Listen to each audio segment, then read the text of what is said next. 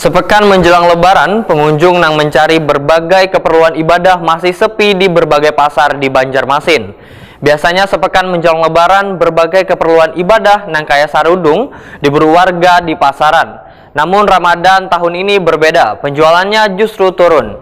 Sepinya pembeli ini juga karena menutup kemungkinan dengan raminya warga nang berbelanja menggunakan sistem online. Sepekan menjelang Lebaran, pengunjung nang mencari berbagai keperluan ibadah masih sepi di berbagai pasar di Banjarmasin. Sepinya pembeli kadang menutup kemungkinan dengan raminya warga nang berbelanja menggunakan online. Nursia, salah seorang penjual serudung di Pasar Kesatria Veteran Banjarmasin Timur, Wahetakoni Prima TV, Baisukan Rabu 3 April 2024 memedahkan, biasanya sepekan menjelang Lebaran berbagai keperluan ibadah nang kaya serudung diburu warga di pasaran, namun di Ramadan tahun ini penjualannya justru turun. Menurut Nursia, penjualan serudung justru ramai melalui online, bahkan pengirimannya hingga keluar daerah Banjarmasin. Anak boneka mau online Enggak. barang keluar. Jadi yang penjualan online yang menutupi gitu Bu. Kalau di pasaran sini memang turun barangnya Bu.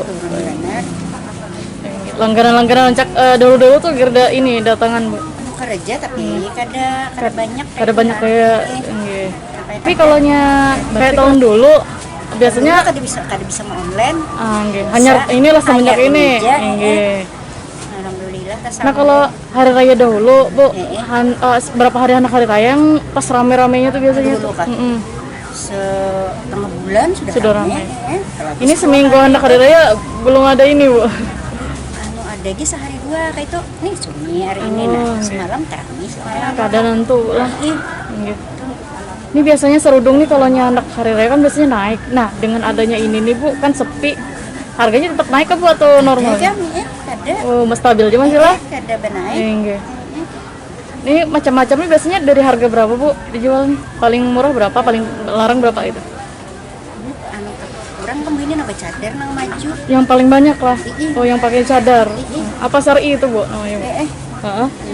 60 65 50 Mm-mm.